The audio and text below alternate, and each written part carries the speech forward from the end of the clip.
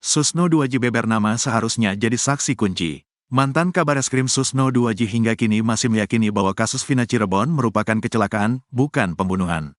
Untuk membuktikan hal itu, Susno membeberkan nama-nama yang seharusnya menjadi saksi. Bahkan Susno 2J menuturkan cukup mudah membuktikan bahwa kematian Vina dan Eki ini murni karena kecelakaan tunggal.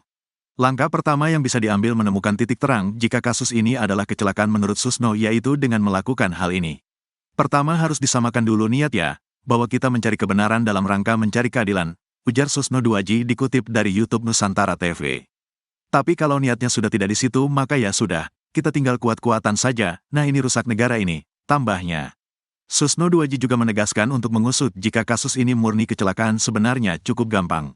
Ini kan suatu hal yang sangat gampang. Polres yang menangani itu bukan Polres Kota Cirebon, tapi Polres Kabupaten Cirebon yang dilapori juga Polres Kabupaten Cirebon yaitu Polsek Talun, jelas Susno 2J. Kan ada di situ data pelapornya Pak, ada kecelakaan di sana. Dari sinilah menurut Susno 2J rentetan kejadian penyebab tewasnya Vina dan Eki bisa diselidiki. Tentunya polisi yang menerima laporan itu kan tidak langsung datangkan, siapa nama saudara, di mana TKP-nya, dicatat jam sekian yang lapor saudara A di Jembatan Talun ada kejadian kecelakaan lalu lintas, berangkatlah si polisi. Terang Susno 2J. Nah, jadi ditanya sama si polisi itu siapa yang tadi orang sipil yang datang ke Polsek yang disuruh oleh Adi melapor ke polisi terdekat. Ternyata ada namanya itu, nah dicocokkan lagi ditemukan lagi dengan Adi, setelah ditemukan dengan Adi betul gak kamu ketemu Adi orang ini di TKP yang nyuruh kamu berangkat, betul Pak ini orangnya, lanjutnya. Ex-Kabareskrim Polri tersebut juga menyoroti mengapa semua orang yang kala itu berada di TKP tak dijadikan saksi.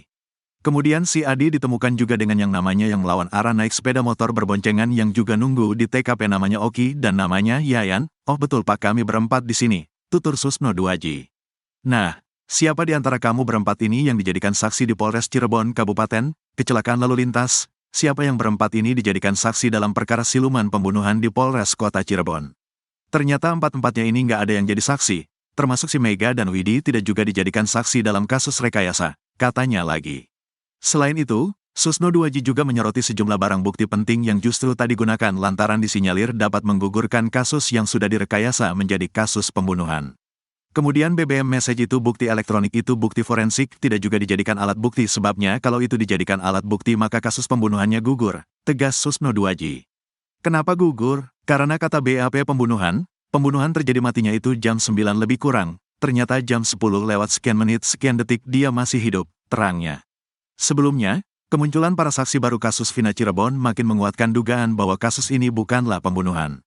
Hal ini diperjelas oleh mantan Kabareskrim Susno 2J. Susno menilai kasus Vina dan Eki mestinya sudah tamat atau game over. Selain itu, keterangan dari para saksi yang menjadi pondasi hukum para terpidana dihukum sebagai pembunuh Vina dan Eki sudah tidak ada lagi. Elza Syarif tak terima Rudiana dituduh menganiaya terpidana. Kuasa hukum Ibtu Rudiana, Elza Syarif, membantah ayah Eki terlibat dalam penganiayaan terhadap 6 terpidana kasus Vina. Sebelumnya, kuasa hukum terpidana menunjukkan novum di sidang peninjauan kembali, PK, terpidana kasus Vina di Pengadilan Negeri Cirebon, Jawa Barat, Rabu, tanggal 4 September tahun 2024. Dalam novum itu, Rudiana disebutkan terlibat dalam penganiayaan para terpidana. Elza pun tegas mengingatkan agar kubu 6 terpidana kasus Vina berbicara sesuai fakta. Pengacara Ibtu Rudiana, Elza Syarif mencak-mencak setelah pernyataannya diskakmat oleh kuasa hukum Saka Tatal, Titin Prialianti. Awalnya, Titin menanggapi semua pernyataan dari Elza Syarif yang bersikukuh membantah segala tuduhan terhadap kliennya Ibtu Rudiana dalam kasus Vina Cirebon. Jadi apapun yang disampaikan oleh Bu Elza Syarif saya sih anggapnya khayalan tingkat tinggi, kata Titin seperti dikutip YouTube Nusantara TV. Karena menurut Titin, kondisi para terpidana kasus Vina Cirebon pada 2016 silam itu dalam keadaan tertekan atau berada dalam tekanan sehingga diselimuti rasa takut. Jadi saat itu mereka dalam kondisi ketakutan, sangat tertekan dalam keadaan yang sudah babak belur kala itu, ungkap Titin. Mendengar hal tersebut, Elza Syarif pun membalas pernyataan dari kuasa hukum Saka Tatal Titin Prialianti dengan nada keras dan menyebut jika berbicara jangan membawa pribadi. Kalau ngomong jangan-jangan pakai pribadi ya, kata Elza Syarif ketus. Sontak hal tersebut sampai menuai tanggapan dari presenter. Tidak ada yang menyerang pribadi kok Bu Elza, timpal presenter. Tanpa mendengar tanggapan presenter, Elza Sharif terus mengeluarkan pernyataan bernada ketus terhadap kuasa hukum Saka Tatal Titin Prialianti.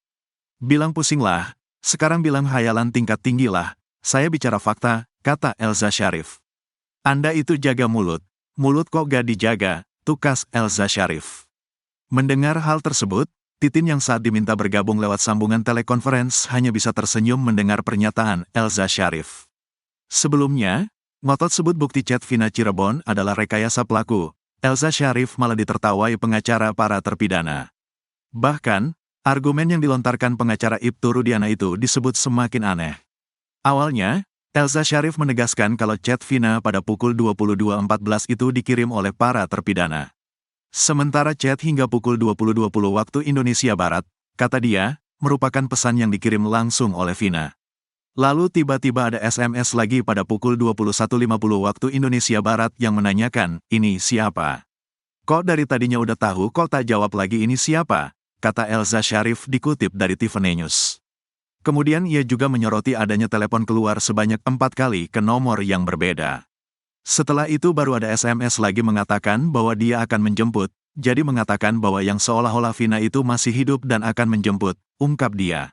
Saat itulah, kata Elza Sharif, HP Vina sudah dalam penguasaan para pelaku.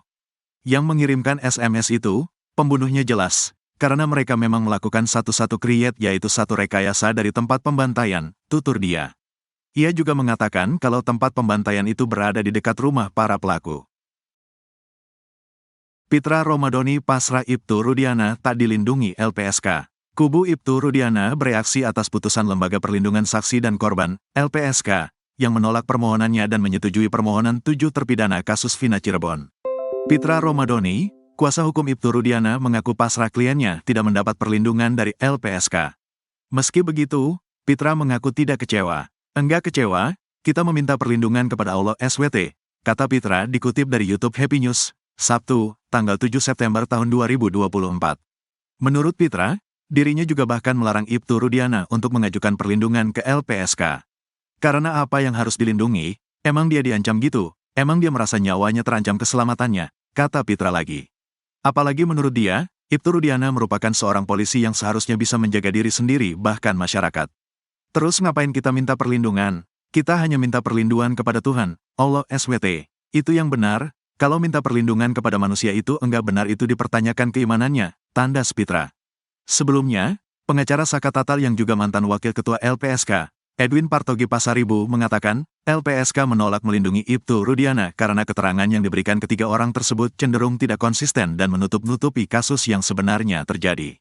Menarik argumennya LPSK soal penolakan itu, mereka yang ditolak itu, Pasren, Kavi dan Ibtu Rudiana, itu memberikan keterangan atau informasi tidak konsisten, berubah-berubah normatif dan cenderung menutupi informasi yang berkaitan dengan peristiwa, ujar Edwin seperti dikutip dari program interupsi di iNews yang tayang pada Kamis, tanggal 25 Juli tahun 2024. Pengacara Saka Tatal lainnya, Farhad Abbas menambahkan penolakan LPSK terhadap ketiga orang tersebut karena dinilai memberikan keterangan yang bohong. Justru Farhad melihat saat ini kliennya, Saka Tatal, dibela oleh Polri dan LPSK. Justru yang dibela oleh Polri dan LPSK adalah kami. Karena si Saka Tatal sudah dilindungi sedangkan Pasren, Sudirman dan lain-lainnya tidak dilindungi karena banyak bohongnya, ujar Farhad. Di bagian lain, pemberian perlindungan LPSK untuk 7 terpidana kasus Vina ditanggapi pakar hukum pidana Universitas Trisakti Jakarta, Asmi Syahputra. Asmi menduga keputusan LPSK masuk dalam kasus Vina Cirebon ini kemungkinan karena lembaga ini menganggap 7 terpidana ini juga korban yang perlu mendapatkan perlindungan. Menurut Asmi hal ini menarik karena tidak mudah untuk meyakinkan LPSK agar memberikan perlindungan ke saksi maupun korban. LPSK ini mempunyai tahapan-tahapan dan asesmen yang harus dilewati, ungkap Asmi dikutip dari tayangan Nusantara TV pada Rabu, tanggal 4 September tahun 2024. Asmi berharap langkah LPSK ini bisa menjadi sinyal yang seharusnya ditangkap Majelis Hakim Mahkamah Agung sebelum memutus peninjauan kembali, PK, terpidana kasus Vina Cirebon. LPSK sudah masuk tanggal 2 September tahun 2024 memberikan 7 perlindungan kepada para terpidana, khususnya ke Sudirman. Selama persidangan, tidak akan tersentuh, tukasnya. Sebelumnya, Wakil Ketua LPSK, Sri Suparyati mengatakan keputusan menerima permohonan 7 terpidana diambil dalam sidang Mahkamah Pimpinan LPSK pada Senin, tanggal 2 September tahun 2024. LPSK memberikan layanan program pemenuhan hak prosedural, PHP, pada seluruh pemohon berupa pendampingan saat pemeriksaan sebagai saksi, kata Sri, Rabu, tanggal 4 September tahun 2024. Pendampingan ini diberikan karena ketujuh terpidana berstatus saksi dalam kasus pemberian keterangan palsu, dan merupakan pemohon peninjauan kembali, PK, putusan kasus Vina. Artinya selama ketujuh terpidana dimintai keterangan sebagai saksi dalam proses hukum maupun dalam sidang PK, LPSK akan memberi pendampingan kepada tujuh terpidana tersebut. Selain PHP, ketujuh terpidana mendapat program perlindungan berupa pengawalan dan pengamanan melekat saat pemberian keterangan, kesaksian dalam sidang PK di Pengadilan Negeri Cirebon. Khusus terlindung SD, LPSK memberikan perlindungan tambahan perlindungan fisik berupa pengawasan monitoring dan rehabilitasi psikologis berdasarkan hasil asesmen LPSK, ujarnya.